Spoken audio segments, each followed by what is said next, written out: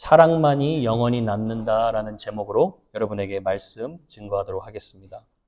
여러분 고린도전서 13장을 제가 좀 이렇게 같이 여러분과 살펴보고 공부해 보면서 이제 유명한 동화책 중에 하나인 그 아낌없이 주는 나무라는 그 이야기가 생각이 났습니다.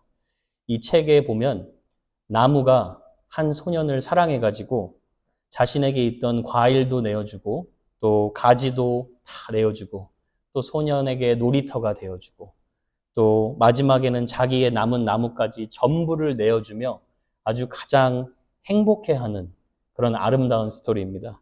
혹시 여러분이 손자, 손녀가 있으시면 이 책을 한번 읽혀주셔도 되게 좋을 것 같아요. 제가 이런 책의 내용을 보면서 하나님 사랑이 어떻게 보면 굉장히 비슷하다라고 생각이 듭니다. 남에게 자꾸 대접받기를 원하는 것이 아니라 자신의 전부를 내어주면서 행복해할 수 있는 사랑. 그 사랑이 하나님이 우리에게 또 여러분에게 보여주신 사랑이라고 생각이 듭니다. 자, 여러분 제가 질문을 한번 해볼게요. 하나님은요, 저와 여러분이 필요로 하신 존재입니까? 아멘이라고 하시고 또 어떤 분은 또 아니라고 하셨어요. 하나님은요, 스스로 자족하신 분이죠. 우리가 꼭 필요하지 않으세요.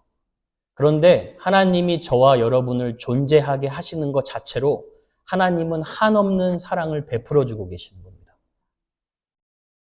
게다가 저와 여러분이 사실 우리가 죄로 인해서 영적인 고아가 되었지만 하나님께서 아들 독생자 예수 그리스도를 보내주셔서 우리가 하나님의 아들과 딸로 입양되는 그런 사랑도 하나님께서 보여주셨죠.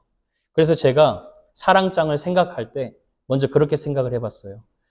그리스도인의 삶이 도대체 어떤 삶일까 생각해 봤을 때 믿음으로 어려움을 이겨내고 시련과 고난을 극복하는 그런 멋진 모습도 있지만 사실 그리스도인의 삶은 무한하신 하나님의 사랑을 매일매일 받으며 살아가는 행복한 존재라는 거예요.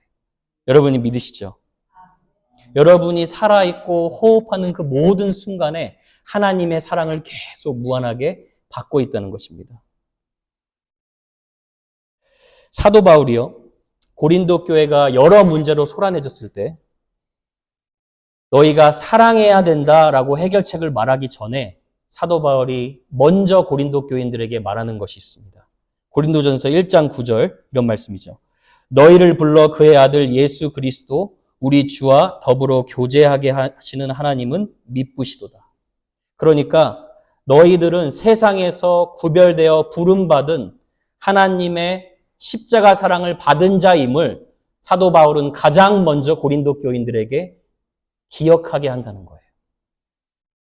그래서 이런 사랑을 받은 성도들 한 사람 한 사람이 모인 공동체로서 다른 무엇보다도 적어도 사랑에 있어서는 사랑의 대가가 되기를 원하는 것이 사도 바울의 마음이었던 것입니다. 저는 그래서 저와 여러분이 우리 공동체가 정말 십자가의 사랑의 대가가 되고 이 땅에서 찾을 수 없는 사랑의 전문 연구소가 되기를 주님의 이름으로 축복합니다. 바울이 이토록 사랑을 강조했던 이유는요, 그 고린도 교회의 소란을 잠재우기 위한 이유도 있지만 사실 사랑이요, 세상의 종말과 관련해서 아주 밀접한 관련이 있기 때문입니다.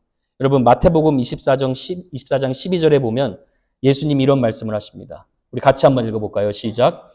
불법이 성함으로 많은 사람의 사랑이 식어지리라.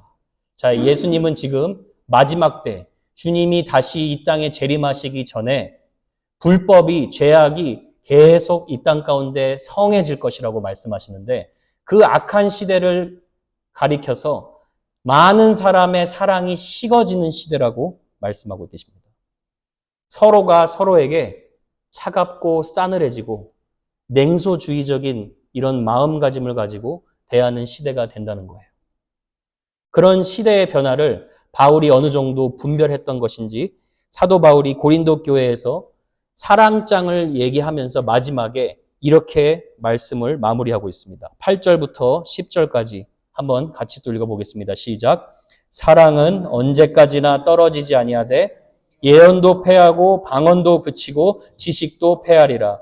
우리는 부분적으로 알고 부분적으로 예언하니 온전한 것이 올 때에는 부분적으로 하던 것이 패하리라. 온전한 것이라는 것은 예수님이 다시 오시고 이 땅에 새 하늘과 새 땅을 만들어 주시고 그 다음 교회도 이제 더 이상 존재하지 않아요. 세상의 종말이 올 때 방언도 예언도 모든 은사들도 사라지지만 사랑만은 영원히 남는다는 거예요. 저와 여러분이 서로 사랑하는 것은 그 삶이 영원한 천국으로 그대로 이어진다는 거예요. 그럼 여러분, 우리가 그렇게 생각할 수 있을 것 같아요. 저와 여러분이 신앙생활에서 그 무엇보다도 붙들어야 될 본질이 무엇인가? 그것은 주님을 사랑하고 서로 뜨겁게 사랑하는 것이 십자가 본질의 정수라는 거예요. 여러분, 신앙생활에서 여러분이 그렇게 생각할 수 있어요. 이렇게 되어야지 신앙생활을 잘하고 있는 것이지. 이렇게 내가 정해놓은 기준이 있을 수 있어요. 그런데 사도 바울은 얘기하는 거예요. 그런 은사나 아니면 능력이나 아니면 지식까지 세상의 종말이 오면 다 사라진다. 그러나 너희가 서로 뜨겁게 사랑하는 것이 영원까지 이어진다. 그렇게 얘기하는 거예요. 제가 이 사랑장을 공부하면서 제 마음이 너무나 평안해진다는 것을 느꼈는데, 왜냐하면 여러분, 사역자로서 혹은 교역자로서 항상 가지고 있는 강박관념이 있습니다. 그게 뭐냐면 열매를 보고 싶어 해요. 교회 안에 성도들이 변화되는 것을 보고 싶어 합니다. 개척했으니까 해마다 하나님이 성도들을 보내주시는 것을 기대하고 기도합니다. 당연한 거예요. 그런데 제가 이 사랑장을 공부하면서 제 마음에 아주 복잡했던 목회의 비전이 너무나 소박하고 어떻게 보면 단순하게 정리가 됐습니다. 그래서 요즘은 어떤 기도를 드리냐면, 하나님, 제가 하나님 사랑할 수 있도록 도와주시고 하나님이 붙여주신 우리 성도님들 사랑할 수 있도록 도와주시고 그리고 잃어버린 영혼들 사랑할 수 있도록 도와주십시오. 이걸로 제가 마음이 너무나 편안한 거예요. 목회의 성공, 목회 어떻게 이렇게 하면 잘하고 1년에 세운 비전들 이런 거 그냥 다 내려놓게 하시고 하나님 사랑하게 하십시오. 그래서 저와 여러분이 한번 이렇게 여러분이 질문해 보면 도움이 될 것 같아요. 여러분은 신앙생활에서 어떤 것을 경험하실 때 가장 기쁘고 행복하다고 생각하십니까? 여러분 중에 아마도 지금보다 과거의 신앙생활을 회상하시면서 내가 그때 참 기뻤지. 각종 다양한 은사들을 받고 또 내가 기도하는 족족 다 하나님이 응답해 주시고 복음을 전하는데 귀신이 떠나가는 것을 내 눈에 보고 놀라운 이적들과 기적들을 경험한 그때 행복했었지. 이렇게 여러분이 생각하시는 분들이 있을 거라고 예상이 됩니다. 그런데 때로는요, 여러분, 그런 과거의 주관적인 경험들로 인하여서 사실 지금 만약에 여러분의 신앙생활이 굉장히 평범하고 밋밋해졌어요. 별거 특별히 경험하는 게 없습니다. 그런데 그렇게 될 때 여러분이 내가 혹시 신앙생활을 잘못하고 있지는 않은가? 잘못된 강박관념을 가질 수 있다는 거예요. 근데 여러분, 예전처럼 은사도 없고 기도 응답의 숫자도 줄어들고 그런데 요새는 여러분이 그냥 성경을 읽고 묵상하고 순종하고 주님을 사랑하게 되고 또 여러분 옆에 있는 성도들을 사랑하게 되면 사도 바울은 그것이 영원히 가는 것이라고 지금 강조하는 거예요. 그래서 사도 바울이 그 오해에 대해서 이렇게 풀어줘요. 고린도전서 13장 11절에 보면 이렇게 나와요. 내가 어렸을 때에는 말하는 것이 어린아이와 같고 깨닫는 것이 어린아이와 같고 생각하는 것이 어린아이와 같다가 장성한 사람이 되어서는 어린아이의 일을 버렸노라. 그러니까 어린아이 때는요, 여러분, 엄마한테 아빠한테 장난감 선물 하나만 받아도 날아갈 듯이 기쁩니다. 제가 제 아들 의찬이만 봐도 제가 선물을 사줄 때와 선물을 사줄지 않을 때가 아주 낮과 밤의 차이를 보여줍니다. 선물을 사줄 때는 제가 전혀 가르쳐주지도 않은 지식의 은사가 튀어나와서 저한테 아빠, 저는 아빠가 내 아빠라서 너무 행복해요. 이런 말도 안 되는 지식의 은사를 저에게 고백을 합니다. 그런데 제가 동생을 혼냈다고 또 혼내면 아빠, 다시는 아빠랑 숨바꼭질을 하지 않을 거예요. 이렇게 협박을 합니다. 고린도 교인들에게 사도 바울이 말하고자 하는 게 그거예요.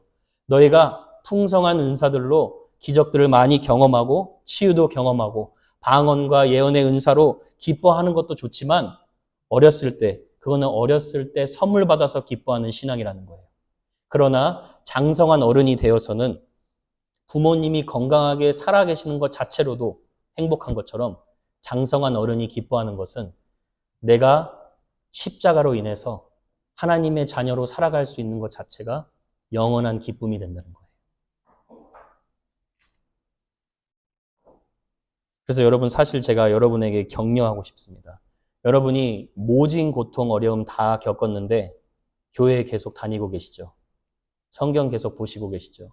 주님 계속 바라보고 계시죠? 그러면 그게 보통 성숙한 신앙이 아니라는 거예요. 은사와 방언과 예언의 어떤 능력은 없었지만 지금 주님께 붙어 있는다. 그러면 사도 바울은 그게 장성한 어른이 보여주는 성숙한 신앙이라는 거예요. 그리고 그 신앙이 천국까지 이어진다는 거예요. 제가 우리 교회 성도님 한 분에게서 배우는 것이 있습니다. 제가 말씀을 준비하다가 이분이 생각났어요. 제 개인적인 견해로는 아주 평범해 보이세요. 특별한 은사가 있는지 제 육안으로 구분이 되지 않습니다. 그런데 감사도 은사라면 이분은 감사의 은사가 있으신 것 같아요. 제가 이분의 교회에서 볼 때마다 적어도 이분의 입술의 고백 가운데 5번 이상 이런 말이 나와요. 참 감사하다. 참 행복하다. 밥이 맛있어서 참 감사하다. 여러분 이쯤 되면 벌써 누구신지 아실 것 같아요. 근데 여러분 그런 말 들어보면 뭐 대단한 이유가 아니에요. 아름다운 주일에 말씀을 들을 수 있어서 행복하고 또 함께 성도들과 그냥 교제할 수 있어서 행복하고 별 대단한 이유 아닌데 사도 바울이 말하고자 하는 게 그겁니다. 성숙한 신앙인은 내가 그냥 주님 믿는 믿음 있고 천국의 소망 가지고 있고 하루하루 정말 사소한 것으로도 감사할 수 있는 그 신앙이 성숙한 신앙이라고 사도 바울은 말하는 것입니다. 누가복음 10장에 보면 여러분 다 아시죠? 예수님이 70인을 묶어서 전도 제자 특공대로 파송을 시키십니다. 그래서 이 전도 제자들이 복음을 전하고 하나님의 놀라운 능력들을 경험하고 돌아와요. 그래서 예수님에게 얘기해요. 주님, 제가 주님의 이름으로 복음을 전했는데 귀신들이 항복하다이다 얘기를 해요. 그랬더니 주님이 너 봤지? 내 예수의 이름, 내 이름으로 그렇게 권능 있는 거 봤지? 라고 말씀하시지 않으시고 물론 함께 기뻐했을 것입니다. 근데 주님은 이렇게 말씀하세요. 더 중요한 교훈을 말씀하세요. 귀신들이 너희들에게 항복하는 것으로 기뻐하지 말고 내 이름, 너 이름이 천국에 기록되어 있는 것으로 기뻐하라. 그렇게 말씀하세요. 바꿔 말하면 그런 거예요. 사랑하는 나의 제자들아, 경험을 통하여 얻는 기쁨, 사역의 성과를 통하여 얻는 기쁨, 이런 것들은 다 사라진단다. 그런데 너희들이 지금 나의 영원한 사랑을 받고 있다는 그 하나님의 자녀된 기쁨, 그것이 영원한 것이란다. 그것을 지금 예수님이 말씀하시는 거고 그것이 우리가 바울의 요점이라고 볼 수가 있는 거죠. 저는 여러분이 혹시나 요즘 신앙생활이 너무 평범해졌다고 염려하지 마시고 걱정하지 마시길 바랍니다. 혹시나 남들이 있는 은사가 여러분에게는 없다고 걱정하지 마시기를 바랍니다. 여러분이 지금 사랑이 있으시다면 그것이 가장 좋은 길입니다. 여러분의 기준에서 혹시나 내 신앙생활에서 난 꼭 이렇게 열매를 보고 이렇게 살아야 그것이 건강한 신앙생활이고 행복한 신앙생활이야 라고 생각했던 그런 잘못된 실타래가 오늘 다 풀어지시기를 축복합니다. 주님 사랑하시고 서로 사랑할 수 있다면 그것이 여러분이 살았고 운동력 있는 믿음을 가졌다는 것을 여러분이 믿으실 수 있기를 축복합니다. 자, 이제 사랑의 특성에 대해서 우리가 함께 살펴보도록 하겠습니다. 사랑은 영원히 남기에 방언을 이렇게 해야 되고 예언을 이렇게 해야 되고 지식은 이렇게 받아야 되고라고 가르치지 않고 사도 바울이 그 많은 은사들 중에 가장 큰 은사인 사랑을 이렇게 해야 된다라고 가르칩니다. 먼저 6절을 봅니다. 6절에 보면 이렇게 나와요. 불의를 기뻐하지 아니하며 진리와 함께 기뻐한다. 먼저 사랑의 소극적인 측면은 불의를 기뻐하지 않는 것입니다. 악을 미워하는 것입니다. 왜냐하면 하나님 성품 자체가 선이시기 때문이죠. 그런데 그 다음에 나오는 적극적인 측면이 있어요. 그것은 뭐냐면 내가 악을 미워하는 것으로 끝나는 것이 아니라 사랑하는 자는 진리와 함께 기뻐한다는 거예요. 왜냐하면 진리를 아는 자가 불의를 미워할 수 있습니다. 그렇죠? 진리를 기뻐하는 자가 불의를 적극적으로 미워합니다. 그러니까 서로 분리가 될 수 없는 거예요. 그러니까 하나님이 사랑하라고 했을 때는 누군가를 우리가 진정으로 사랑하려면 진리를 사랑하는 자가 먼저 돼야 된다는 거예요. 그래서 그런지 제가 이 말씀을 통해 좀 묵상하면서 요즘 사탄이 심어놓는 전략들이 있어요. 그게 뭐냐면 우리가 보통 사람들을 사랑해야 한다라고 생각했을 때 대부분 사랑을 생각할 때 무조건 끌어안아주고 그렇죠? 그리고 나이스하게 다 덮어주고 이런 사랑의 따뜻한 측면만을 우리가 생각하게 됩니다.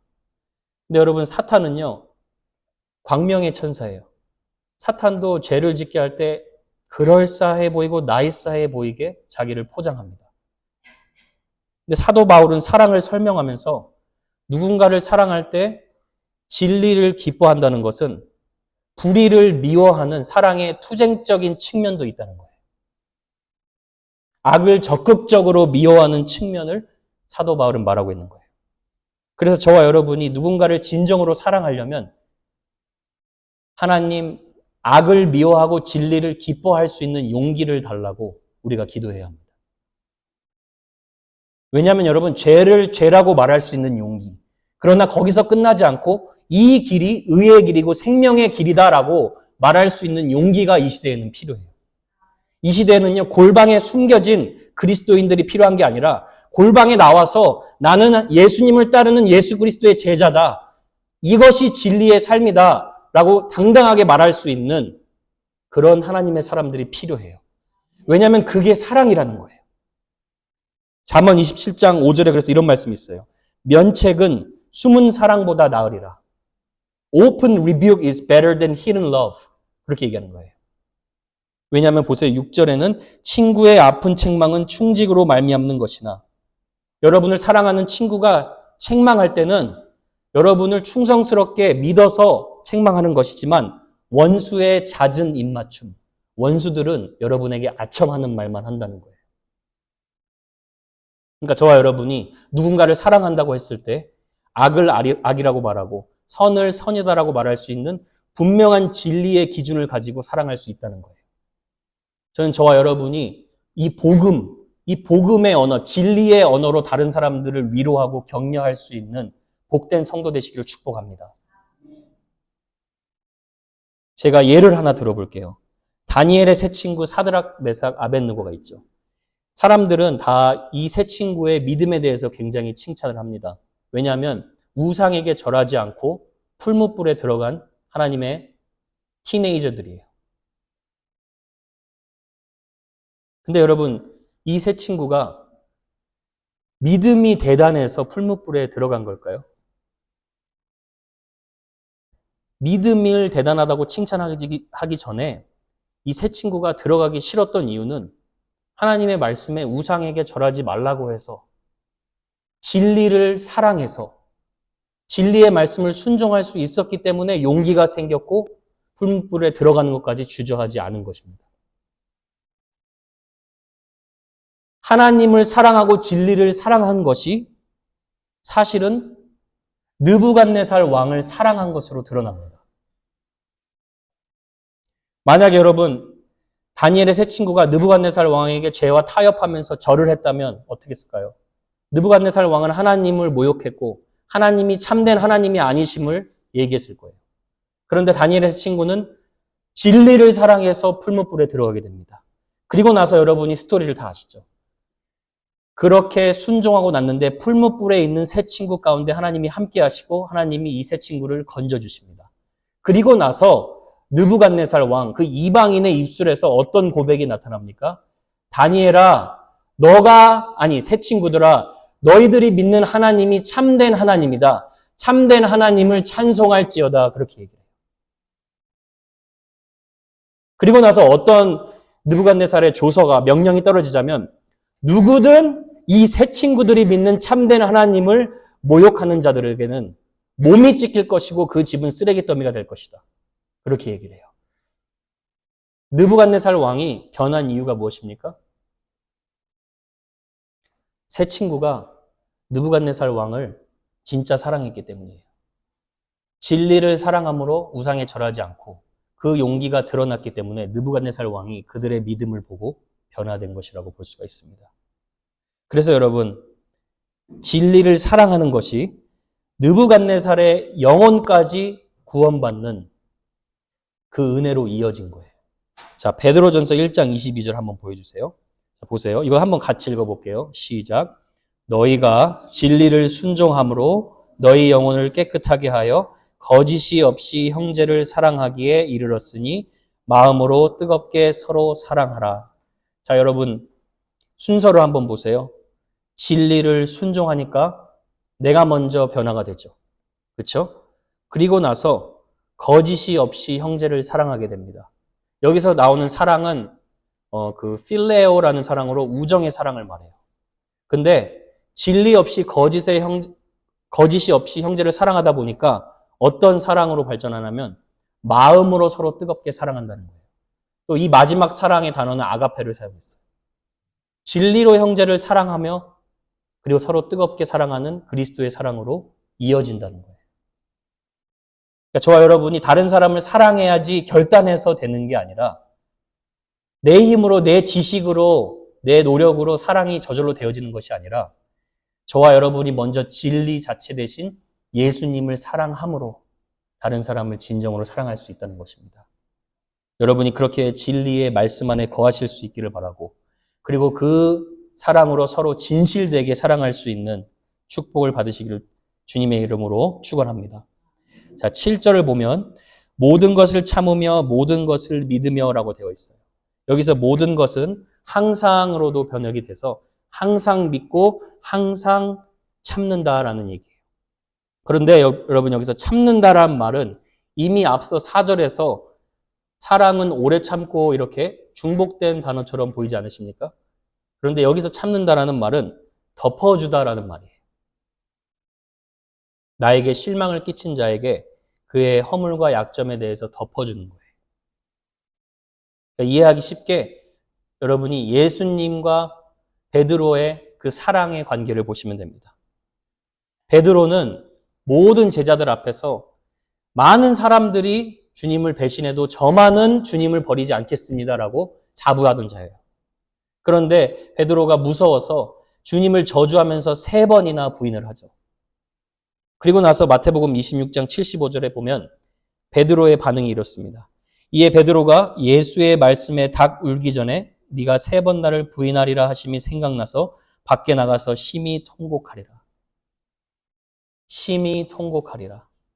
그러니까 마음속에서는 예수님을 그렇게 사랑했지만 용기 없이 예수님을 배신하는 자신의 모습을 보면서 너무 슬퍼서 큰 소리를 치면서 통곡한 거예요. 그런 베드로에게 예수님이 찾아오시죠. 혼자 너무 어색하게 어쩔 줄 몰라 하고 있는 시무룩한 베드로에게 찾아오셔서 예수님이 처음 하신 말씀이 여러분 기억나세요? 예수님이 이렇게 말씀하세요. 가서 생선 좀 가져오라 그래요. 그리고 너 아침 좀 같이 먹자 그래요. 예수님이 참 인간적이고 따뜻하시죠. 자존심이 낮아질 대로 낮아진 이 베드로의 체면을 모든 제자들이 보는 앞에서 다시 세워주십니다. 어떻게 세워주십니까? 3번 부인한 것을 3번 여쭤봅니다. 요한의 아들 시몬아 네가 나 사랑하느냐 물어보죠. 그때 베드로가 어떻게 얘기했을 것 같아요? 그냥 이렇게 밥 먹으면서 상상해 보세요, 여러분이. 주님 사랑하는 거 알잖아요. 이렇게 얘기했을 거예요, 아마. 왜냐하면 주님 얼굴 볼 면목이 없는 거예요. 그랬더니 예수님 말하죠. 너 내 어린 양을 먹이라 그래요. 그때 플래시라이트이 딱 들어왔을 거예요. 아니, 내 어린 양을 먹이라고. 내가 다시 주님을 위하여서 주님의 백성들을 섬길 수 있다고? 그때 예수님이 또 물어보죠. 너 나 사랑하니? 그때 베드로가 주님 사랑하는 거 알잖아요. 또 얘기합니다. 내 양을 치라 얘기하십니다. 이미 그런 대화 가운데 베드로의 마음 가운데는 회복이 일어나고 있는 거예요. 아, 주님이 나를 버리지 않으시고 나를 포기하시지 않으셨구나. 그리고 나서 예수님이 또 물어보죠. 그랬더니 예수님이 주님 사랑하시는 거 아시잖아요. 얘기합니다. 베드로 마음에서는 아마 그렇게 얘기한 거예요. 제가 겁쟁이고 비겁하더라도 주님 사랑하는 것만은 변하지 않습니다. 그렇게 얘기한 것입니다. 그랬더니 주님께서 내 양을 치라라고 또 얘기하시죠. 네가 젊었을 때는 네 띠를 메고 네가 원하는 곳에 다녔지만 앞으로는 남이 너의 띠를 메주고 너가 원하는 곳이 아닌 곳으로 데려간다. 무슨 말이에요? 예수님을 위하여 베드로가 십자가에서 거꾸로 매달려서 순교하는 그 베드로의 놀라운 인생을 예언하신 거죠. 그러니까 여러분, 사랑은요, 비겁한 겁쟁이인 시몬을 보는 게 아니에요. 사랑은 변화될 미래에 견고하게 세워질 반석인 베드로를 보는 거예요. 여러분이 여러분 자녀를 보시고 남편을 보실 때 포기할 수 있는데 하나님은 포기하지 않으신다는 거예요. 예수님이 여러분을 보듯이 변화될 베드로의 반석의 모습을 보고 축복하는 거예요. 그게 사랑이라는 거예요. 사랑은 포기하지 않는 거예요. 그리고 마지막에 8절에 모든 것을 바라며 모든 것을 견디느니라 얘기하죠. 이 두 가지도 함께 가는 것입니다. 소망이 있는 자가 견딜 수 있습니다. 여기서 이제 견딘다라는 말도 군사적인 용어예요. 군사적인 용어. 그래서 전쟁에서 군인들이 적진의 선장에 서서 절대로 사기가 죽지 않고 버티면서 물러서지 않는 자세, 후퇴하지 않는 자세로 딱 견고하게 서 있는 자세를 말하는 거예요. 그런데 그냥 서 있는 게 아니라 승리할 것을 믿고 서 있는 걸 말해요. 그래서 사랑이 그렇다는 거예요. 그냥 항상 견디는 것이 아니라 주님이 이런 죽을 것 같은 현실의 상황에서도 축복과 승리를 보장한다는 것을 믿고 견디는 거예요. 남들은 다 저주받았다고 하는 상황이라도 하나님은 그런 상황 가운데서도 축복을 주시는 분임을 믿고 견디는 거예요. 내 자녀들이 도무지 하나님을 떠나서 요나처럼 방황하는 것 같은데 떠나봐야 물고기 뱃속이라는 것을 믿고 회개할 것을 알고 견뎌내는 거예요. 그래서 여러분이 복음의 긍정적인 언어로 자녀들을 계속 축복하고 손자, 손녀들을 축복하고 남편을 축복해야 돼요. 크리스찬은 그래서 여러분 저는 그렇게 생각해요.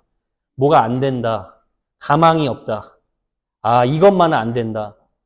이런 말을 최대한 하지 않고 복음의 긍정적인 언어를 선포해야 될 줄로 믿습니다. 여러분이 현실을 보며 우울한 상황에는 여러분이 여러분 자신에게 진리를 선포해야 되는 거예요. 시편 42편의 말씀처럼 네 영혼아 네가 어찌하여 낙심하느냐? 왜 네가 불안해하느냐? 너는 하나님께만 소망을 둘지어다. 그가 나타나 도우심으로 말미암아 내가 여전히 찬송하리로다. 포기하지 않고 견디고 그냥 견디는 것이 아니라 미래에 반드시 우리를 축복하실 하나님을 믿고 견디는 거예요. 그래서 저는 여러분 이렇게 바라고 견디는 게 올림픽에서 장민환 역도 선수 기억하시죠? 우리나라 최초로 여자 금메달을 딴 그런 선수인데 그 무거운 역도를 딱 들고 3초를 버텨야 메달을 얻을 수 있어요. 그렇죠? 그 3초 견뎌내기 위해서 4년 동안 피와 땀과 수고를 흘리면서 준비합니다. 근데 1, 2초 차이로 세계 1위 금메달이 되느냐 안 되느냐가 차이가 있는 거예요. 그 3초 견뎌내면 금메달을 받는 거예요. 그리스도인들의 견뎌냄이 그런 것과 비슷하다는 거예요. 조금만 견뎌내면 하나님이 여러분의 목에 메달을 걸어주시는 거예요. 조금만 견뎌내면 하나님이 여러분을 축복하시고 승리를 주시는 거예요. 여러분 조금만 견뎌내시길 바랍니다. 그러면 하나님이 여러분의 가정을 회복시키고 사용하실 줄 믿습니다. 조금만 견뎌내셔서 하나님의 선하심을 경험하시길 바랍니다. 그래서 예수님께서 그렇게 말씀하셨어요. 마태복음 아까 전에 제가 서론에 말씀드린 부분인데 불법이 성함으로 많은 사람의 사랑이 식어지리라. 그러나 끝까지 견디는 자는 구원을 얻으리라. 바꾸어 말하면 끝까지 바라고 믿는 자, 끝까지 사랑하는 자는 구원을 얻으리라 하는 거예요. 여러분 이제 말씀을 맺겠습니다. 우리가 3주 동안 예수님이 보여주신 아가페 사랑에 대해서 함께 살펴보았습니다. 이 아가페 사랑을 공부하고 들은 이유는 사랑을 실천하기 위함입니다. 그래서 제가 아가페 사랑 15가지를 여러분에게 다시 정리해서 한번 여러분이 함께 결단하고 내가 이렇게 살아가야겠다. 주님 안에서 이런 사랑을 보여줘야겠다라고 결단하는 시간 되기를 바랍니다. 한번 보십시오. 가해자에 대해 오래 참으시고 오히려 친절을 베푸십시오. 남을 시기하지 마시고 나를 자랑하지 마시고 교만하지 마시기를 바랍니다. 예의를 갖추시고 하나님이 세우신 질서를 사랑하고 선을 지키는 성도가 되시기를 바랍니다. 자기의 유익을 버리고 하나님 나라를 위해 헌신할 수 있기를 바랍니다. 자기의 유익이 빼앗긴다고 침해당한다고 성내지 마시고 되려 하나님의 영광을 위한 거룩한 분노를 가질 수 있기를 바랍니다. 악한 것을 기억하지 마시고 불의를 미워하고 진리를 사랑하시길 바랍니다. 서로의 허물을 덮어주고 믿어주시고 끝까지 포기하지 마시기를 바랍니다. 이렇게 주님의 사랑을 실천하는 자가 영원한 천국에서 그 사랑을 더 크게 누리고 즐거워하는 하나님의 사람으로 될 줄 믿습니다. 마지막 때 여러분 사랑이 식어져도 저와 여러분을 통하여서 십자가의 사랑으로 다시 사랑의 불을 붙이는 공동체 되기를 축복합니다. 여러분 고린도전서 13장 제가 마지막 저와 여러분 이거 함께 읽었으면 좋겠는데요. 제가 준석 이슬자매 처음으로 officiate 주례하는데 보통 많은 목사님들도 그렇고 이 고린도전서 13장에 남편의 이름을 넣어서 읽어보기도 하고 사랑 대신에 그리고 아내의 이름을 넣고 읽어보기도 합니다. 예를 들어 준석은 오래 참고 준석은 온유하며 시기하지 아니하며 이슬양은 자랑하지 아니하며 교만하지 아니하며 이런 식으로 얘기를 합니다. 그런데 굉장히 안 어울려요. 사실이에요. 그렇죠? 저와 여러분의 이름 넣어서 고린도전서 13장 읽어보시면 굉장히 어색합니다. 그래서 목회자들은 그렇게 얘기를 해요. 보통 예수님의 이름을 대신 넣어서 읽어보라고. 예수님은 오래 참고 예수님은 온유하고 시기하지 아니하고 하면 딱 어울린다고 얘기를 합니다. 그런데 제가 이 사랑장 공부해 보면서 예수님만 이렇지 않다는 거예요. 예수님 안에 있는 저와 여러분도 이럴 수 있다는 거예요. 그래서 저는 이거 바꿔서 마지막으로 이거 같이 읽어보고 사랑장 시리즈를 마무리하기를 원하는데요. 사랑 대신에 여러분의 이름을 넣어서 예수님 안에 있는 나 누구누구는 오래 참고 이렇게 해서 우리가 4절부터 7절까지 우리 한번 읽어보기를 원합니다. 여러분 준비되셨나요? 보이시죠? 자, 예수님 안에 있는 나 누구누구는 하고 같이 함께 읽어보도록 하겠습니다. 자, 시작. 예수님 안에 있는 나 김현수는 오래 참고 예수님 안에 있는 나 김현수는 온유하며 시기하지 아니하며 예수님 안에 있는 나 김현수는 자랑하지 아니하며 교만하지 아니하며 무례히 행하지 아니하며 자기의 유익을 구하지 아니하며 성내지 아니하며 악한 것을 생각하지 아니하며 불의를 기뻐하지 아니하며 진리와 함께 기뻐하고 모든 것을 참으며 모든 것을 믿으며 모든 것을 바라며 모든 것을 견디느니라. 아멘. 우리 잠깐 우리 몇 분간 기도하는 시간 갖도록 하겠습니다.